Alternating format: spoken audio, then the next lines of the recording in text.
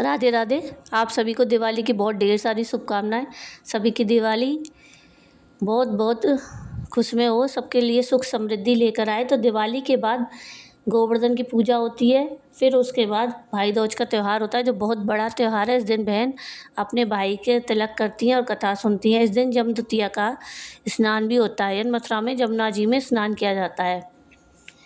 तो अगर आपको मेरा ये वीडियो पसंद आए तो प्लीज़ इसको लाइक शेयर ज़रूर कीजिएगा और प्लीज़ मेरे चैनल को सब्सक्राइब कीजिएगा। और वीडियो देखने के लिए पहले से ही मैं थैंक यू बोल रही हूँ आपको, और कमेंट में राधे राधे ज़रूर लिखिएगा। तो भाई दूज की कथा में पहले भाई दूज की पूजा करते हैं, फिर भाई दूज की कथा सुनते हैं। तो ये भाई दूज की कथा क्या है वह मैं आपको सुनाती हूँ। एक समय की बात है, गाँव में एक बूढ़ी माँ रहती। उसकी एक बेटी और एक बेटा था।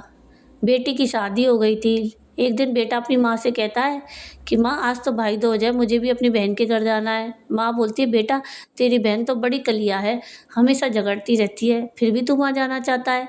लेकिन भाई के जिद करने पर माँ उसे जाने देती है। तो भाई अपनी बहन से मिलने के लिए घर से निकलता है। तो उसे रास्ते में नदी मिलती है। नदी बोलती है, मैं तेरा काल हूँ, मैं तुझे डुबो दूँगी। तो भाई कहता है, मैं बहुत सालों बाद अपनी बहन से मिलने जा रहा हूँ, वहाँ से वापस लौटने के बाद तुम मुझे डुबो देना। फिर नदी मान जाती है और उसे जाने देती है। कुछ देर चलने के बाद उसे सांप मिलता है। सांप कहता है, मैं तुझे डसूंगा। फिर भाई कहता है कि पहले मुझे अपनी बहन से मिलने दो, उसके बाद तुम मुझे डस लेना। सांप भी उसे जाने देता है। फिर उसे जंगल में एक शेर मिलता है। वह कहता है, मैं तुझे खाऊंगा। तो भाई उसे भी वही कहता है कि पहले अपनी बहन से मिलाऊं, उसके बाद मुझे खा लेना। तो शेर भी उसे जाने देता है। ऐसे ऐसे करके भाई अपनी बहन के घर पहुंच जाता है। वहां पहुंचने के बाद वह बहन के घर के बाहर से आवाज़ लगाता है कि देख बहन, तेरा भाई तुझसे मिलने आया है, बहुत दूर से तुझसे दौज का तिलक करवाने आया है। तो उस वक्त उसकी बहन सूत काट रही होती है। तो अचानक से वह सूत टूट जाता है। ऐसा माना जाता है कि सूत काटते समय उसके टूट जाने से बहन के इकलौते भाई से वह तब तक बात नहीं कर सकती जब तक वह सूत जुड़ नहीं जाता। भाई फिर से आवाज़ लगाता है, और जब उसकी बहन का कोई जवाब नहीं आता तब वह यह सोचता है, मेरी माँ सही कहती थी, यह तो मुझसे बात ही नहीं करना चाहती, तो मुझे यहाँ नहीं आना चाहिए था। यह सोचकर वह वापस जाने लगता है। इतने में ही बहन का सूत फिर से जुड़ जाता है। वह तुरंत ही अपने भाई को आवाज़ लगाती है। उससे मिलने के बाद उससे बात ना करने का कारण बताती है और उसे प्यार से अंदर बुलाती है। फिर बहन तुरंत अपनी सहेली के घर जाती है और उससे पूछती है, बहन बहन, अगर कोई जान से भी प्यारा आए तो उसके लिए क्या करना चाहिए। तो उसकी सहेली मजाक में कह देती है कि तेल का चौका लगा, घी में चावल रांध, मतलब चावल पका। बहन इतनी भोली थी, वे अपनी सहेली का मजाक समझ नहीं पाती और ऐसा ही करती है। लेकिन ना तो चौका सूखे और ना चावल पके। उसका भाई उससे कहता है, बहन मुझे तो बहुत भूख लग रही है, मुझे खाना दे, कितनी देर हो गई। तो बहन बोलती है, भाई आज तो ना चौका सूख रहा है और ना चावल पक रहे हैं। तो भाई पूछता है, तूने चौका कैसे लगाया और कैसे चावल चढ़ाए। तो बहन बताती है कि मैंने अपनी सहेली से पूछा, उसने ही बताया कि जान से प्यारा मेहमान अगर घर आए तो तेल का चौका दे और घी में चावल चढ़ा। तो भाई बोलता है, अरे मेरी भोली बहन, ऐसा भी कभी होता है क्या, कभी तेल का चौका सूखता है। तो पानी का चौका लगा और पानी में ही चावल चढ़ा। फिर वो ऐसा ही करती है, जब चौका सूख जाता है, चावल पक जाते हैं, तो उसमें घी और शक्कर डालकर अपने भाई को परोसती है। भोजन कराने के बाद वह उसको तिलक लगाती है। कुछ दिन बीतने के बाद भाई बोलता है, बहन अब मैं अपने घर जाऊँगा, माँ तो अकेली है ना घर पे। फिर बहन अगले दिन सुबह जल्दी उठकर चक्की में गेहूँ पीसती है और अपने भाई के लिए लड्डू बनाती है। तो कुछ लड्डू अपने बच्चों के लिए बचा कर रख देती है। बाकी लड्डू अपने भाई को देकर भाई को विदा कर देती है।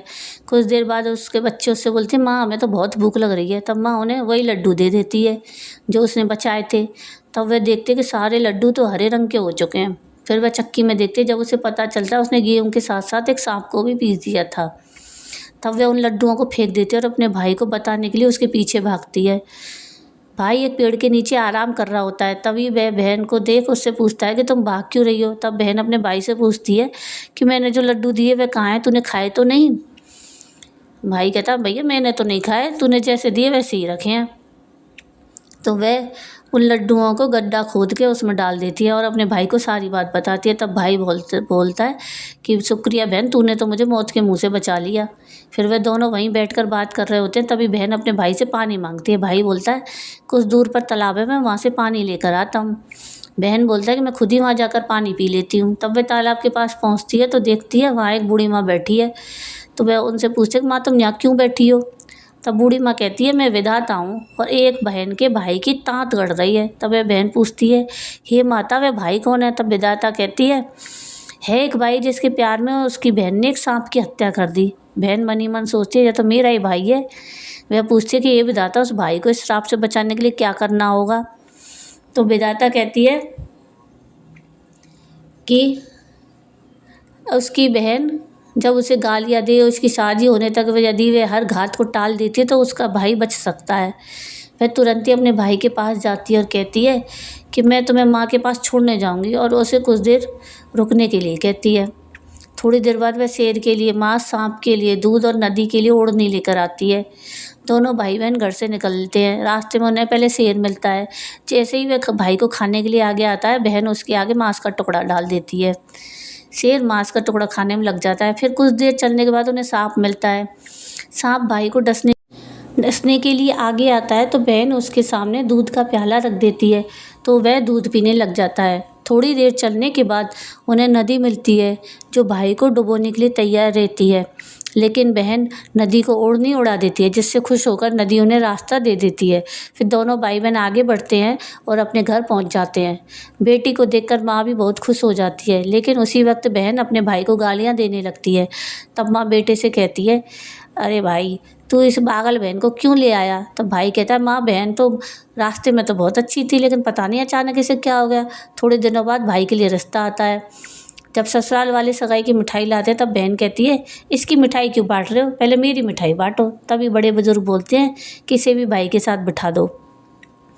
तभी वहाँ घर में आग लग जाती है, लेकिन बहन को तो पता था कि उसके भाई की घात है तो उसने तुरंत ही पानी डालकर आग बुझा दी।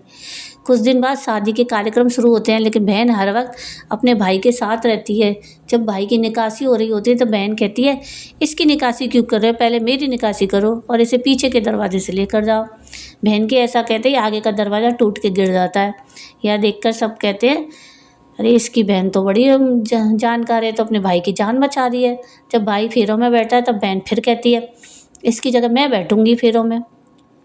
तो शादी होने के बाद दूल्हा दुल्हन की रात जगती है। तब बहन कहती है सबसे पहले मेरी रात जगाओ। कई लोग बोलते हैं कि बीच में पर्दा लगाकर इसे भी साथ में सुला दो। रात में जब भैया भाभी सो जाते हैं तभी वहाँ पर एक सांप आता है, लेकिन बहन पहले से ही तैयार थी। वह सांप को पकड़कर टोकरी में रखकर सो जाती है। आज वह कितने दिनों बाद निश्चिंत होकर सोती है। सुबह होने के बाद माँ सोचती है बेटी के उठने से पहले ये मेहमानों को विदा कर देती हूँ, नहीं तो यह फिर से शोर मचाएगी। जब बेटी उठती है देखती है घर पर कोई नहीं है, तब अपनी माँ से पूछती है सब मेहमान कहाँ गए? माँ बोलती है कि बेटी मैंने सब मेहमानों को विदा कर दिया। फिर बेटी कहती है माँ सब मेहमानों को वापस बुलाओ तभी मैं विदा होंगी। फिर उसके कहे अनुसार माँ सभी मेहमानों को वापस बुला लेती है। तब वह माँ से कहती है माँ आज के दिन ही पालने में पूछ छोड़ा, चूल्हे पे दूध छोड़ा और पागल हुई थी। मेरे भाई पर 7 गांठ थे और उन्हें टालने के लिए मैं यही सब कर रही थी। तो उसकी बात सुनकर माँ और भाई बहुत खुश होते हैं। सबसे पहले माँ अपनी बेटी को विदा करती है और उसके बाद सब मेहमानों को विदा करती है। इस दिन के बाद से बहन अपने भाई की लंबी उम्र की कामना करते हुए भाई दूज का त्यौहार मनाने लगी। इस दिन हर बहन अपने भाई को तिलक लगाती है और यही भाई दूज की कहानी सुनती है। तो आपको मेरा ये वीडियो कैसा लगा कमेंट करके ज़रूर बताइएगा और कमेंट में राधे राधे ज़रूर लिखिएगा। और वीडियो देखने के लिए थैंक यू। राधे राधे।